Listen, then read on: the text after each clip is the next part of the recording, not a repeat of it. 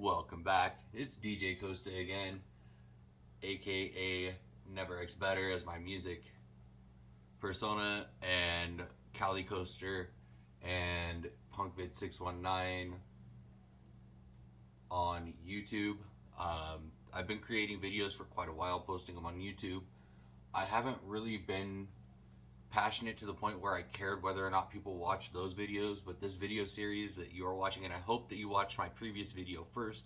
This video was supposed to come out a couple days ago, but I'm re-recording it because due to situations and circumstances that were within my control that I did not control properly, that video did not get any audio coming through it.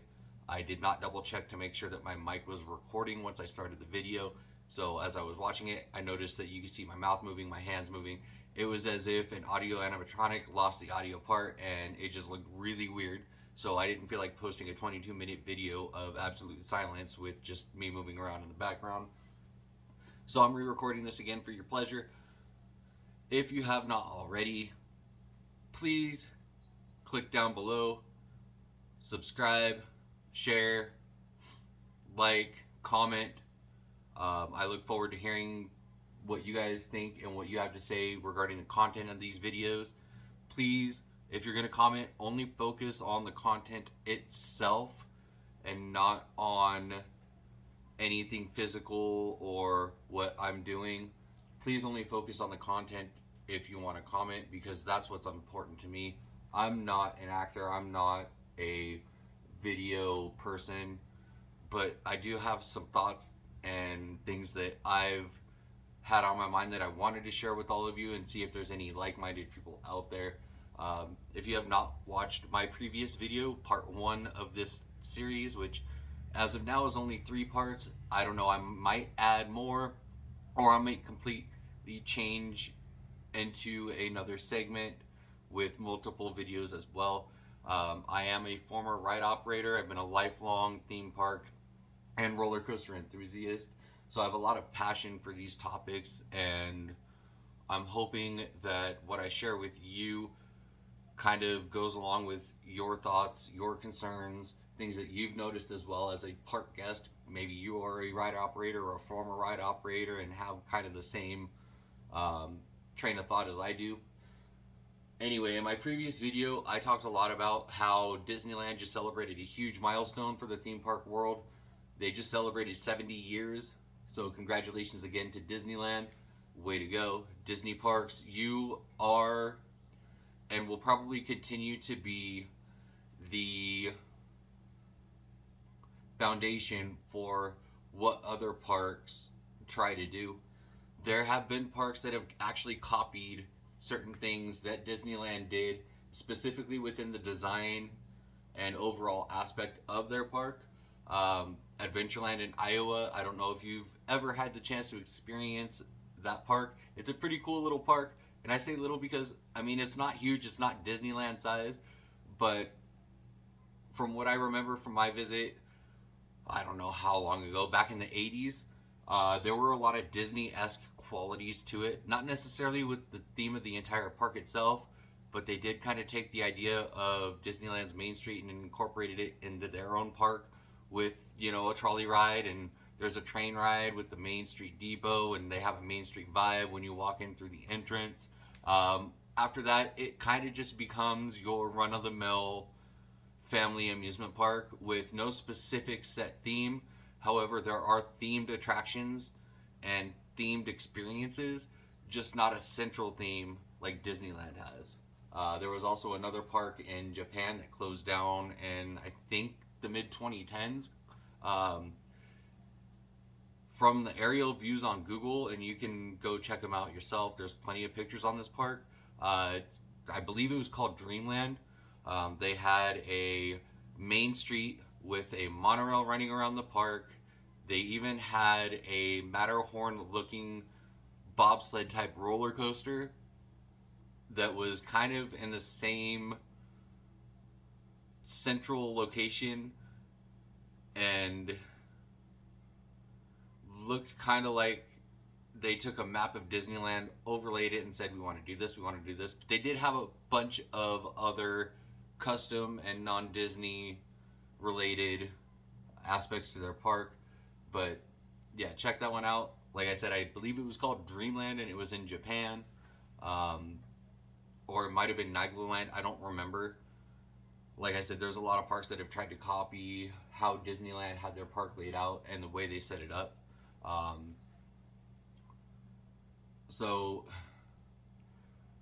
in this video, I kind of wanted to discuss more how theme parks are striving and spending money on multi-million, $100 million new attractions and experiences to try to attract guests.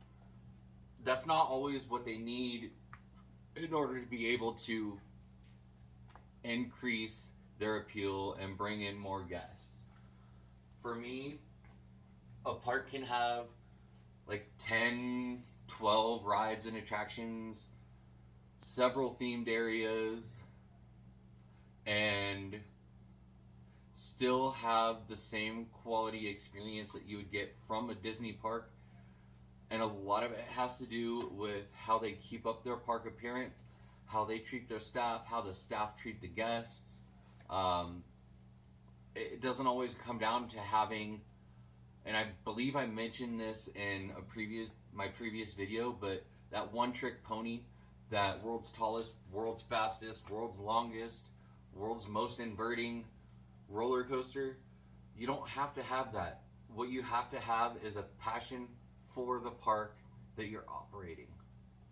And I've noticed that a lot of theme park operators, I'm not talking about the operators in the park that are hired by the company to run the rides and attractions. By operators, I mean the companies that actually own these properties, like your Cedar Fair, your Six Flags, your Universal, your Premier Parks. Well, no longer Premier Parks. Six Flags did buy them out, but your Merlin Entertainment. You know, those are what I'm referring to when I say operators, because those are the ones that are actually in charge of the overall operation of the park. Yes, your ride operators are in charge of making sure that aspects within the park are operating the way that they're supposed to and looking and sounding and feeling how they're supposed to. But when I say operators of the parks, I'm talking about the companies that actually own the properties. And most parks nowadays are operated by large corporate facets, which there's good and there's bad. And I don't want to get too much into that in this video because I go into a lot of that in my next video, part 3 of this series. But I do want to talk about a lot of the small things that get overlooked when parks are trying to revamp their image. And like I said, that one trick pony, it'll bring guests in, but it may not bring them back, and it may not keep them in. Once they get that experience, that's a lot of times it's a one and done. Like, yeah, I've been there, done that, bought the t-shirt.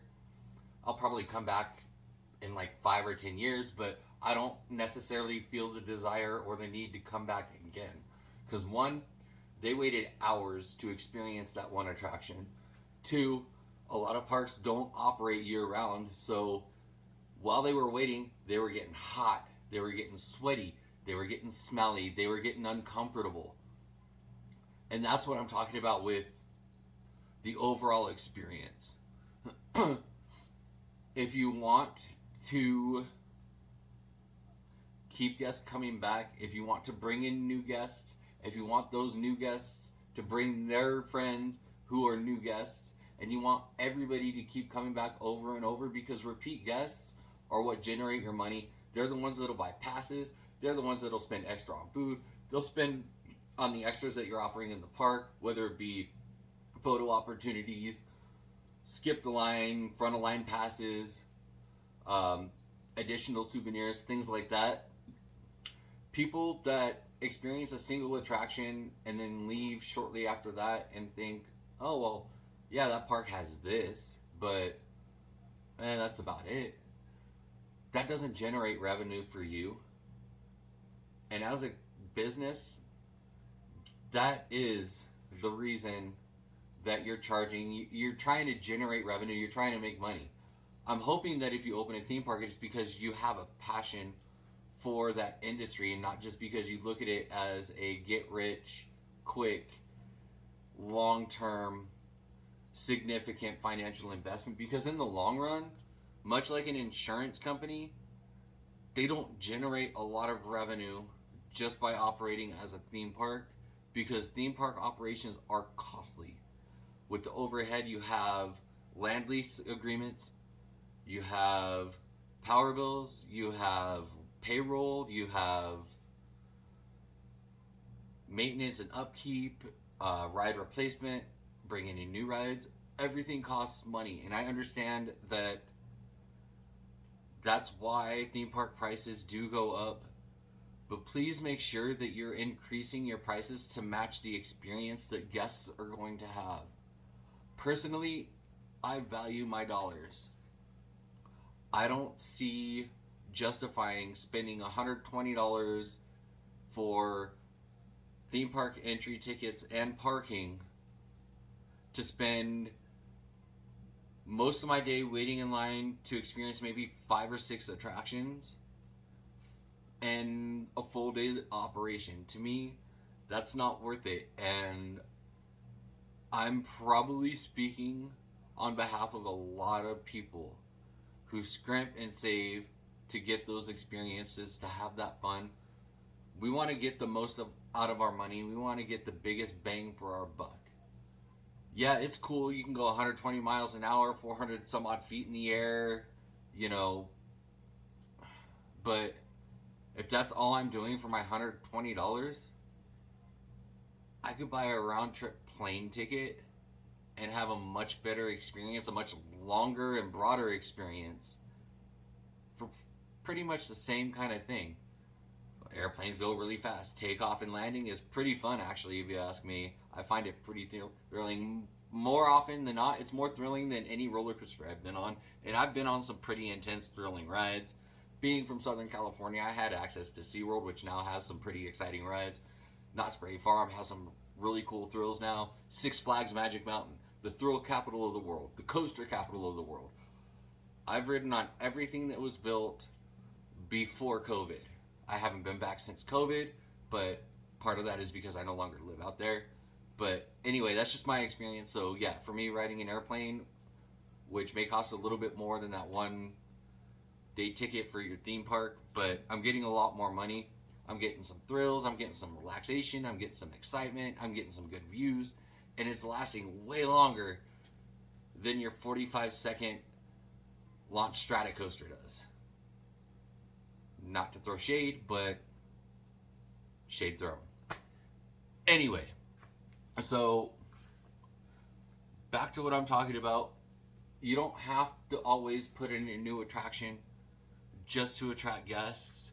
There's a lot of things that you can do as a park, a lot of things you can offer, and a lot of it comes down to cosmetics.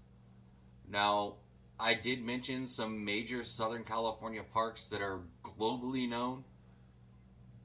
Six Flags Magic Mountain, they are the thrill capital, they are the coaster capital, they are the reigning champion when it comes to thrills.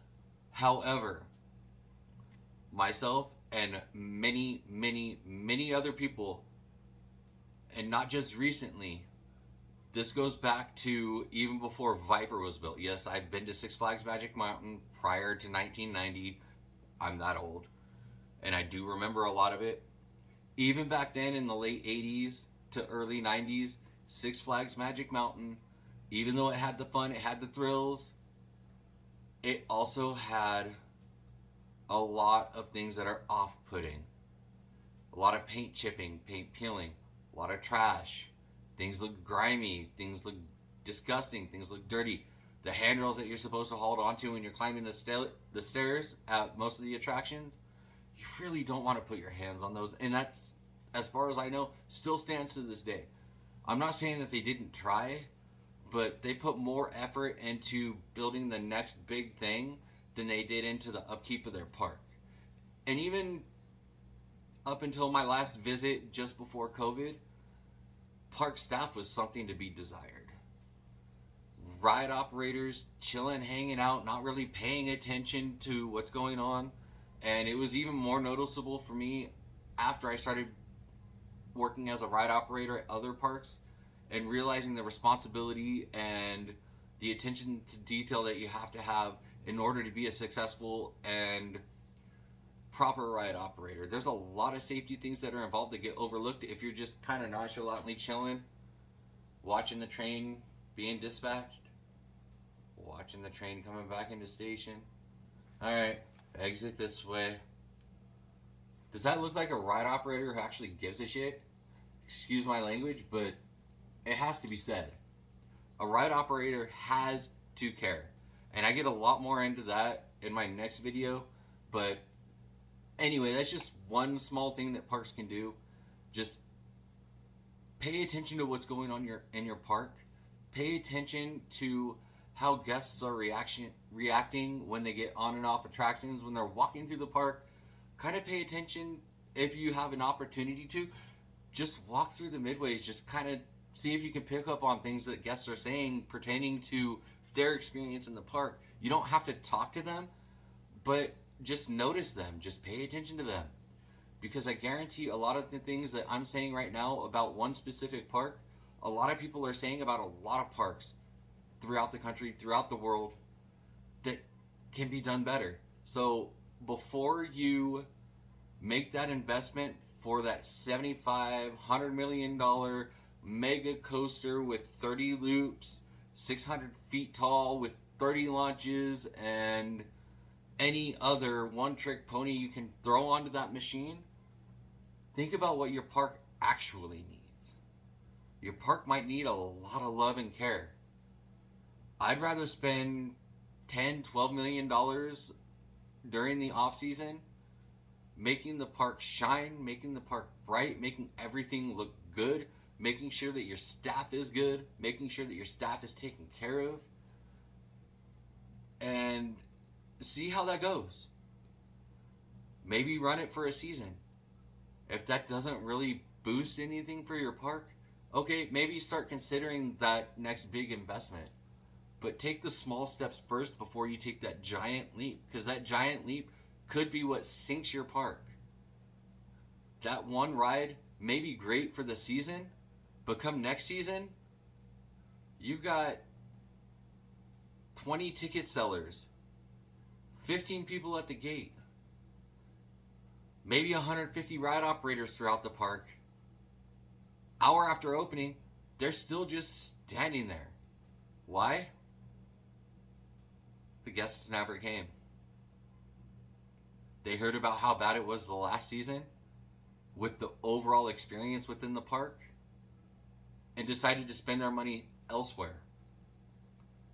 Maybe they decided not to go to a theme park this summer. Maybe they decided to just go on a road trip and experience the great outdoors, which is fine. That's great. We live in an amazing country, and for those of you who are watching this outside of the United States, I welcome you to spend a month, 2 months traveling this amazing country during the summer. Don't focus on the politics. Don't focus on any of that. Just focus on the beauty of what this nation is and realize why a lot of people that live in this country don't really travel outside of it, because there's not a whole lot of need to. We can experience so many things and travel so far within the confines of this amazing country. And you probably won't even notice until you see the signs on the side of the road when you're traveling between states. Because the landscape is so vast, the geography is so wild, everything is so diverse. You don't even realize when you're leaving a state if you're not paying attention to the signs on the side of the highway. And that's why I love this country. That's why I'm still here. Because I appreciate the beauty of it. I live in an area that is almost bordering two separate states. If those signs weren't there indicating which state you're in, you would never know, because the geography is broad. It crosses state lines. The beauty in geography does not know state lines. Anyway, I digress. I'm going to get back to the content of this video. Revamping your park, making it relevant, making it something that people want to come to. Again, you don't have to spend hundreds of millions of dollars building new attractions, building new rides, building new experiences. I'm in a garage. I'm pretty sure you could tell by looking around, looking what's behind me, what's around me. I'm in a damn garage. But when I'm in this space, this is my studio, this is my happy place, this is where I'm comfortable. I don't see a garage. I got my studio gear all over the place, my musical equipment all over the place. I got the house lights, work lights on right now. But I'm going to show you a little magic, something that theme parks can do to enhance their space without spending a lot of money.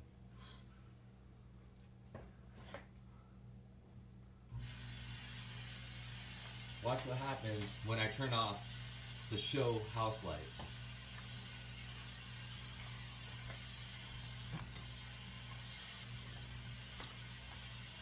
And just add a little bit of atmosphere.